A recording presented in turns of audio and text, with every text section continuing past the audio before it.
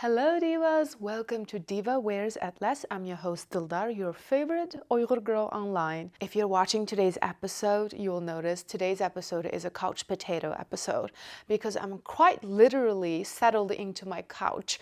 It is by far one of the most comfortable video episode I've filmed, and I'm wearing a pair of sunnies and I feel very diva. I will have to say, whoever invented wearing sunnies during podcasts, genius.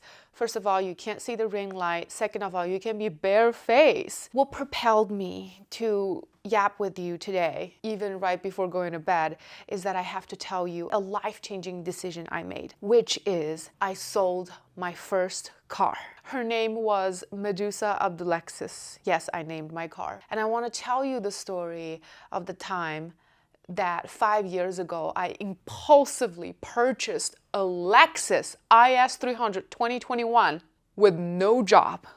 Yes, you heard that right. And somehow I was able to keep that car and own it for 5 years. Own it is a loose term. We'll get into it today with loans and everything. For some reason in my heart, I feel like Medusa is still downstairs in the garage. But it's not anymore, it's gone. It's very symbolic in a way. I turned 30. I sold my first car that have accompanied the latter half of my 20s with me. It's a very sentimental decision. Medusa, she has taught me so many lessons. First and foremost, a very expensive financial lessons. If you can't afford it, don't buy it. Nothing is worth getting into tens of thousands of dollars of debt, especially for your first car. And honestly, even saying it right now, it's such a common sense financial advice. I don't know how, as a self-proclaimed intellectual, fell into this whole predicament. I made an incredibly humbling decision, stripped my ego, stripped my emotions, and a completely logic and rational-based decision when it comes to selling my car. How has my life changed for the better and for worse? We're gonna reflect on all of that. But that's one segment. Inspired by this whole experience, I also want to use today's episode to talk about my urge that I'm feeling recently, an urge to downsize my life rapidly. You could say I'm romanticizing recession in this way, but recession or not, I know my soul crave a minimalistic lifestyle because to me being minimal is to be free. And lastly, we're gonna go through some of the worst purchases I've made in my 20s. We're not gonna go too nitty-gritty in terms of like what items are the worst purchases because of its practicality or what.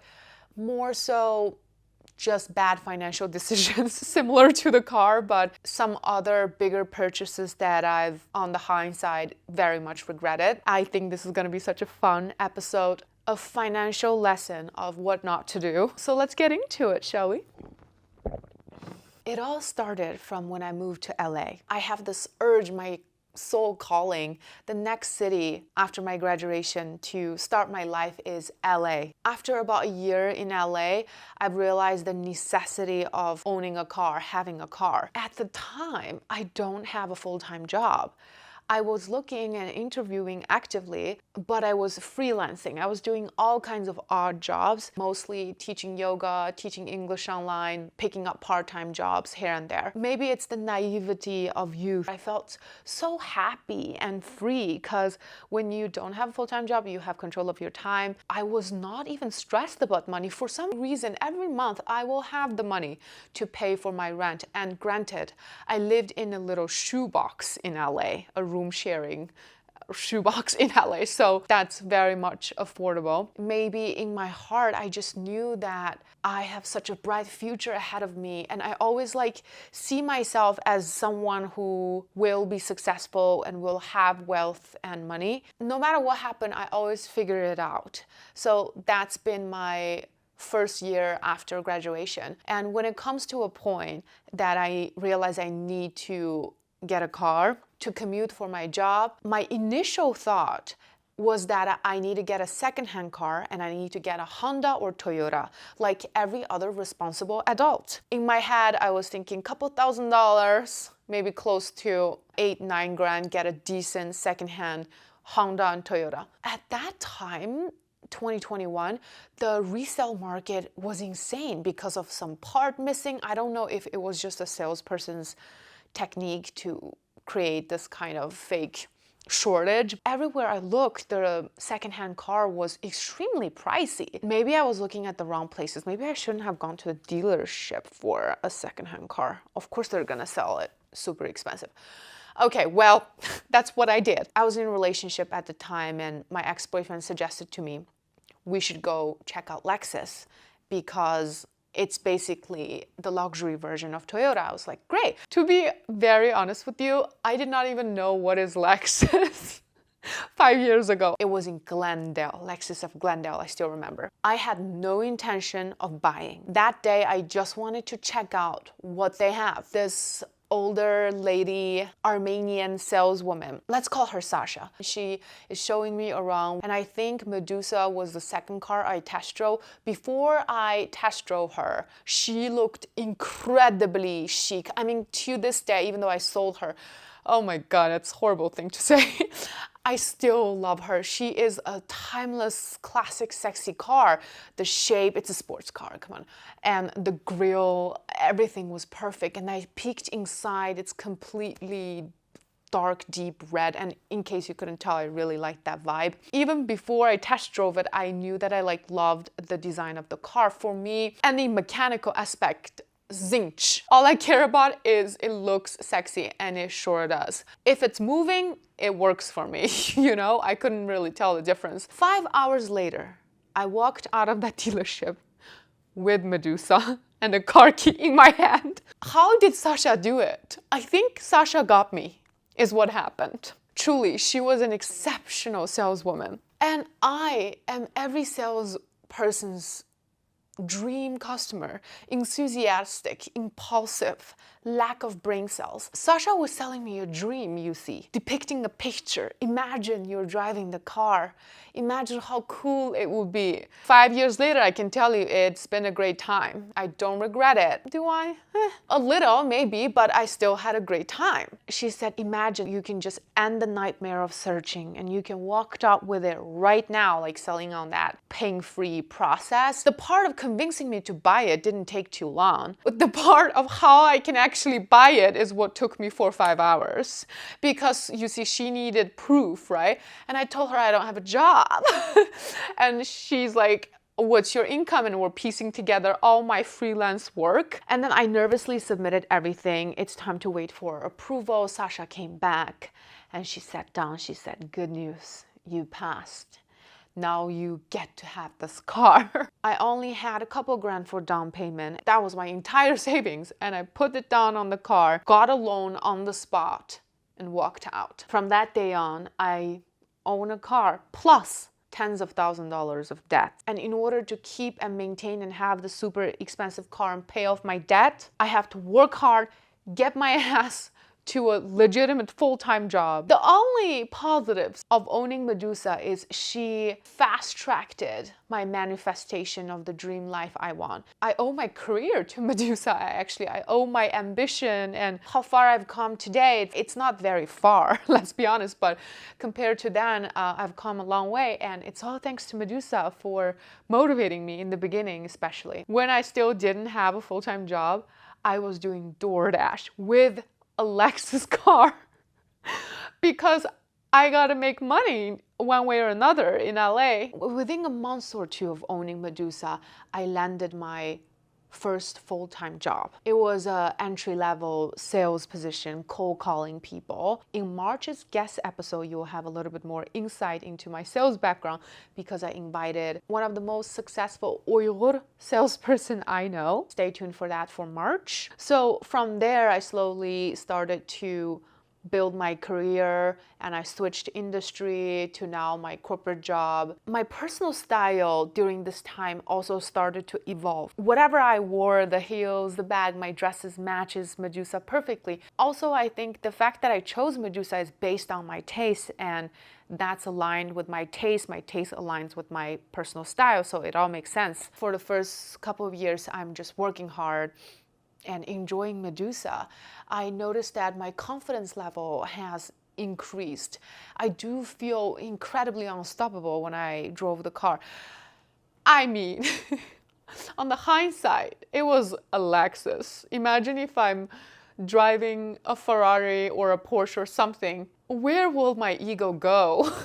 Now, if I ever buy another car, I'm gonna live way below my means, be more responsible, right? And maybe actually do get a secondhand Toyota this time. I will be driving that secondhand Toyota, my second future car, but with the same level of confidence and feel-good feeling I had when I drove Medusa, because Medusa has opened the door to the possibility of that feeling for me. But that feeling has stayed with me, is what I'm saying. So no matter what material things I will have, I will try my best to carry that self-esteem and inner confidence. That's not material. It might be induced by a material possession, but I have successfully detached it and preserved it for myself. One funny note, I would never advise anyone, unless you are super filthy rich and you don't give a f**k, you shouldn't buy any sort of luxury car,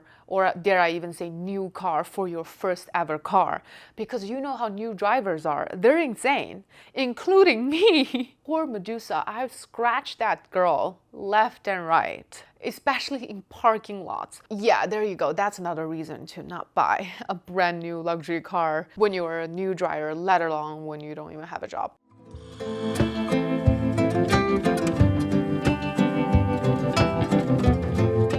Hi Divas, quick little break from the episode so I can let you know beginner Uyghur language course is fully open for enrollment. You can go sign up right now on 1001nightsoflessons.com. It is an 8 weeks long beginner speaking focused course that I've designed for you. A little bit of language, a little bit of culture, lots of time to practice and interact with the community together. It will be so much fun and I can't wait for our Uyghur cultural journey together. The class will officially begin on March 14th onwards. Every week we'll meet over Zoom. I can't wait to see you in class. Now, back to the episode. I will have to say, and I'm so grateful to Medusa. I have so many great memories with myself, my friends, and my family. We went to Santa Barbara with the car, Joshua Tree, Las Vegas, any popular LA vicinity road trip destinations. Big Sur, that's a big one. I went twice with Medusa there. It couldn't have happened without Medusa. Now I'm gonna cry. Wow, this episode is so necessary.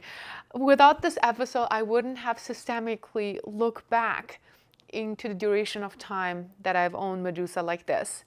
And I'm one of those people who like to talk out loud, to think. And that's why I have a podcast, people. Now, you might be wondering, since I love it so much, why on earth did I decide to sell it? As I finished my 2026 planning, I realized, I do not have any major plan to use my car in a major way at all. I pretty much scooter or walk to work. Looking back in 2025, and 2024, the second half of 2024 when I was in Seattle, I barely used Medusa. It's good to drive your car. Your car will be in good condition when you drive it moderately. Seattle, I think, is still a city that you need a car, but you could also live, depending on which area you are and how far do you have to commute for work, without a car very easily. I would say New York City is a dream city without a car. That is why I had that urge again to go back to New York City, especially now when I sold the car. I think in the long run, if I want to really live my life fullest, I need to be in the cities again. I mean, I could always buy another car, but that's not in my mind right now. I don't need it right now, even in Seattle, so I won't need it. So yeah, long story short, the main reason triggered me is that I looked at how I'm going to spend my time for the rest of the year. And how I've been spending my time is that I barely use my car, and I will not be using my car. And one of my goals this year is to be debt-free. What better way to immediately reach that goal by selling the car? I got excited thinking about all the savings I can do from not having to pay insurance and parking and gas and maintenance and surprise fixes, right? Also, I dream of being more minimal. The idea of owning less things excites me. Getting rid of the car is the first step, and I already felt so free. Let's talk about now how I feel after. It's only been a week or two me being carless. At this moment, yeah, I'm feeling nostalgic. Duh, I'm telling the stories with you, but I felt free. Like I just mentioned to you, incredibly free. Right after this, I'm on like a role of getting rid of things, right? Okay, what else in my life I can get rid of to be more free? I already have a pretty minimal closet. I've been really good about no buy and only buying quality stylistic pieces that true to my personal style since I've realized this philosophy in the past 2 years, I think. But there are still some pieces I need to get rid of. So yes, closet declutter is the next step. Looking at my space, home decor. I really like my space right now, but some things have to go. I'm looking at this board behind me. For now, they're good, but I'll slowly downsize even more. Besides that, a life after a car, the biggest changes I noticed. Lifestyle-wise, I am walking so much more. In the morning, I walk to work now, and it was so refreshing to walk to work. My head is more clear, and I don't even listen to podcasts when I'm walking. Now I look forward to waking up a little bit. I still need improvement on that front,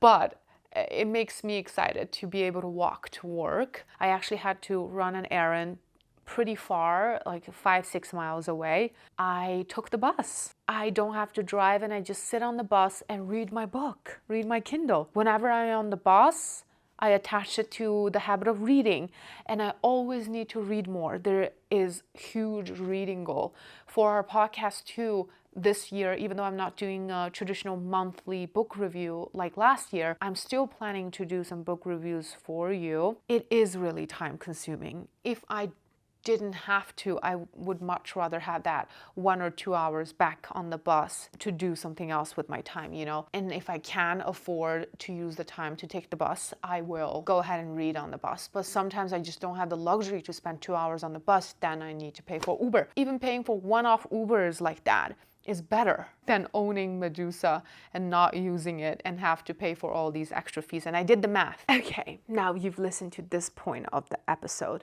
I'm gonna share some of my other worst purchases.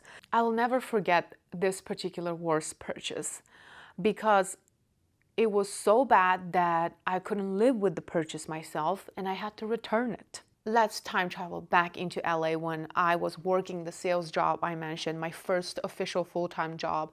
I was one of the, not to toot my own horn, I was a top performing salesperson in that startup. And that day particularly, I closed I think 3 or 4 deals back to back. Towards the end of the workday, I drove myself straight to not even the Grove, but Rodeo Drive, Saks Fifth Avenue. I was incredibly delusional to think that I could afford anything there, no matter how many deals I closed. Even the deals I closed were startup commissions, okay?